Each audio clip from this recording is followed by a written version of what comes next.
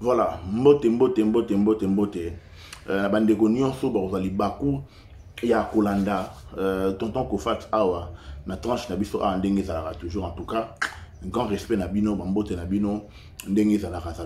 Cyprien Nzolo na pesi yo mbote bele. Félicitations na Noko Fali a balisi.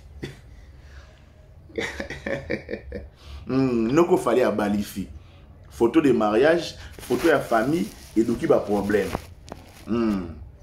Noko Fali a balisi, Tata Tina balisi, vient à Bisso, un grand respect de Cosmo Coco. Mon fils, en tout cas, respect na yo de Cosmo Coco.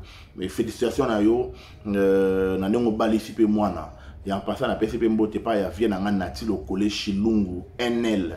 Voilà, bambote na yo belé Patine Saraza, grand frère bambote belé. C'est fiston coloqué Zapate bambote na bino pe, il y a trop. Voilà, ngana wolo baboye. Libala to moni libala leki kitoko. Photo de famille oyo Aigle Yaya. Photo oyo Yaya kangisi na Maman Nana Ketchup, na Marco 6, na Vincenzo, na Jaden. Apparemment on dirait eboti moi keto et ça dit ebimisi moi makelele. Tola la tola muki lianza ayeko loba lianza ayeko loba na ndenge na ye na part na ye soi-disant voilà photo ici bité soi-disant fallait papa mabe boye comme d'habitude ça dit ba nzembo to yoka wana. Mais mingi ngaso na ye eza pona Niki Menga. Maman Niki jour asu ganga na sola na yo, je crois que tant on a tout na yo marambo ya lianza. Osons se rappeler, hein, Madame Niki. Tu te rappelles quand même, jour à Souko solo laka. Jour au solo la ya Souka. Maman Lianza, on a tout le Maman Lianza.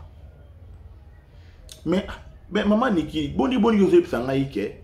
Non, Kofax, Ozo Finga, Bakeina, Baza Bongo pe banana, Baza Yolo Baza leki Yaya, mais Bango Baza bana Yaya, Baza pe banana yo, Boza papa leki mabe, Ozo Kabola bana. Voilà, c'est ça exactement Maloboa Lobaka. Oh non, Yoko Fax, Oza papa leki mabe, O Kabola Rabana. O Kabola Rabana, Bango tu Baza bana Yaya na yo, Ozo Kabola bana. Na posé la question, mais ndenge nini, moi on a besoin de moi si Keina appelle ça Lianza cadeau. Vous avez réponse au Pessarangaï. Alors, après mariage, tout le monde a photo, photo ya famille, photo ya Kangisi na famille naïe. Donc maman Nana, Vincenzo, Marco, na les mignons Jaden. Lianza eko finga pour la photo wana. Que non soi-disant même chanson kaka boye sondola kotoyo ba komisa aka kotoyo. Mais pour la nini maman Niki yo faut yebisa non Lianza vérité. Pour la unité, maman Niki, il faut zonga, ça dit faut zonga, rappelle pas les pour y ça y vérité. Pourquoi? Ça dit pour la ça dit pourquoi vous êtes incapable de ça là. Il y a ça y vérité.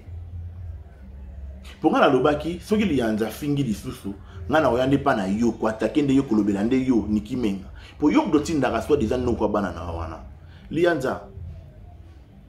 Personnellement, n'avant après matin mukena yote. Voilà. Mais ngana ebike ba mama balinga pe mibali ya kitoko. Poza la molobeli ya ba mama, faut la peine no boga. Mais yo molobeli ya ba mama on kande ngo za la bongo petit na Lianza. Donc yo ki molobeli ya ba mama on kande ngo za la ndengo na ndoza molobeli ya ba mama mon petit. Niki Menga oyo ti lelo oyo. Bano abasi bazala ko défendre belé bazala par-ci par là awa. Oyo ti lelo oyo obomela ka nzoto. Ya koya ko finga ka mo tuzali mutu abatu ya koya ko finga ka mwana mwasi abatu na matin midi soir Niki oyo bomela ka nzoto atuka na ebité ezala ka envoûtement to ezala ka nini Niki oyo bomela ka nzoto ayebisa ba vérité te Nana Ketchup ala tisabana wana mabe na fête ya mariage ya mwana ya Tata Tina ata someli bango ba veste mabe ata sali bango boye au juste ya yo nini na kati wana yo Lianza ka yo muto komisela biso awa Keina asilisi classe akoma soki comptable asilisi classe akoma soki nani akoma soki damona soki directeur ya ressources humaines o soki wapi kaka toyoka awa bokumisa awa eza pasi mingi pe ma on a nyonso oyo.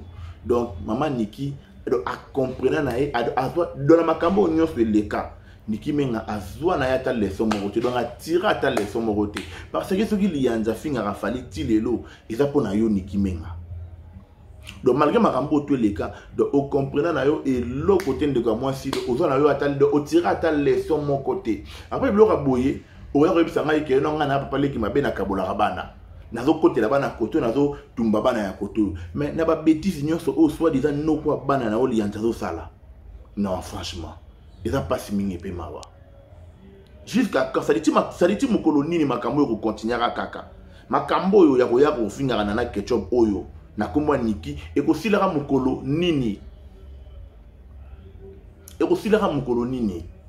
makambo yo ko silaka mukolo nini donc keina na kelia bazala so ba monika non nana ketchup na ba Marco 6 ba Vincenzo ça dit ba photo ba apparaître na réseaux sociaux ale bango pe bazongi na ba live mikolo bango wana bazongi ba live na TikTok donc na ba live à TikTok wana ale tango ka bato bazabe ça dit mal intentionné ba provocateur ba roya ale ba piquer moi mukie donc bazabe na prête pour na bombarder kaka non franchement ils a pas mingi pe mawa non mais vraiment na habité ça dit genre makambo boy vraiment ils a pas eza pas si mingi pe mawa ti mukoloni ni makambo yo continuera kaka makambo yo sila kan makambo yo sila mukoloni ni makambo yo sila mukoloni makambo yo sila mukoloni yo yo finga na ketchup boy pona Niki menga lianza oza mona mobali lobi na yo yebi yango te lianza ngana bana internet liboso na yo lianza ngai na bana internet liboso na yo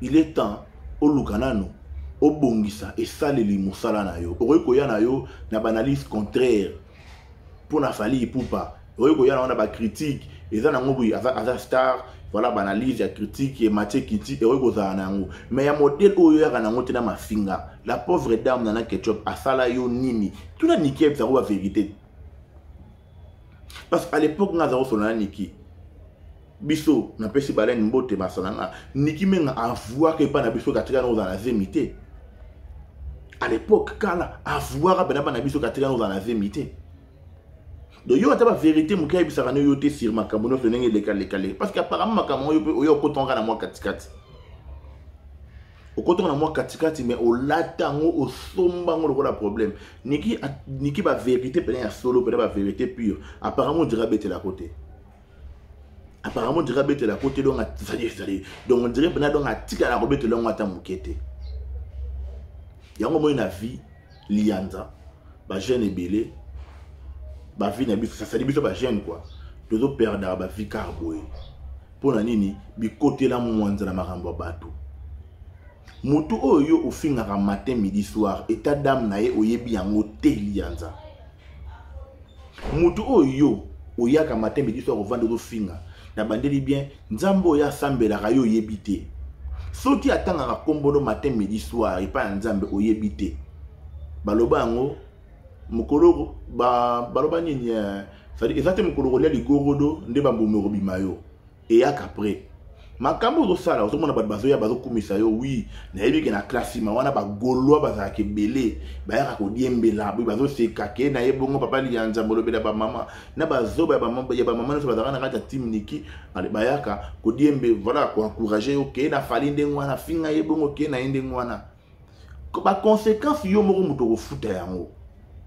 c'est vrai on peut faire des analyses mais il faut savoir que au-delà de tout mon frère Lianza au-delà de tout ils ont ba vie na biso ils ont pe makambo ya bato alors aux familles oyo oyaka ko finga matin midi soir na bandeli bien état d'âme na bango yebi yango te ozana nous jeunes ozana avenir ozana jeune tu es encore trop jeune ozana avenir ça dit ça la vie na yo na ndenge longo bani makambo yo ko finga bato bodo finga oyo vandi ça dit plaisir na yo ko finga fali matin midi soir yo do finga na yo ndengo lingi état d'âme na yo yebite oyo ti photo ti bana ni wana do finga bana na yo ko finga mwasi na ye état d'âme na yo yebite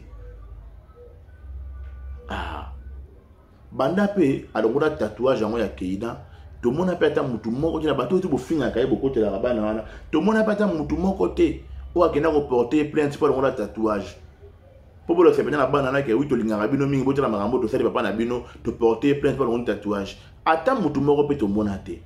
Alors bobanga nzambe mi batela. Vie eza moulayi lianza. Moni vie eza moulayi mi batela.